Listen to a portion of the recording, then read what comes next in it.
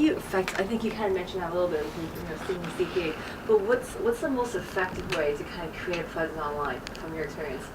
And I guess coming, from an editor, how do you get your attention? How do you get the attention? How, how do you You're get gonna the make me attention? go first again. No.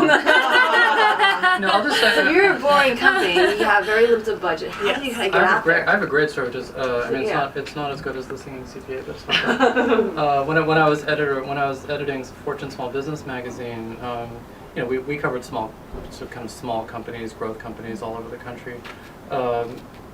Many of which were just ungodly boring. But That's what you guys really figure out. But even though, or at least in a superficial way, they were boring. But there was always kind of something interesting to be said about them.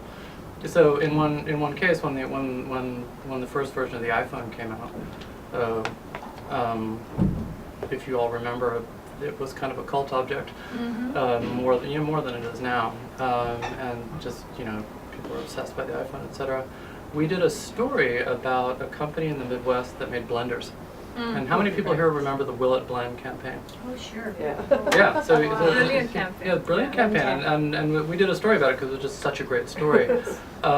This didn't even involve professional marketing or advertisers. Just like the guy who was handling marketing inside that company thought it would be a great idea to test out to sort of get a little publicity for the for the blenders that this company manufactured by blending an iPhone. And so they dressed their CEO, who's this completely uncharismatic engineer manufacturing guy, in a white lab coat, and they had a handy cam, and they said, so here's one of the new iPhones, and we're going to see if it blends. And so they just made a 2-minute video, which is just shocking and hysterical, and it went viral immediately on YouTube, which I think had only recently launched.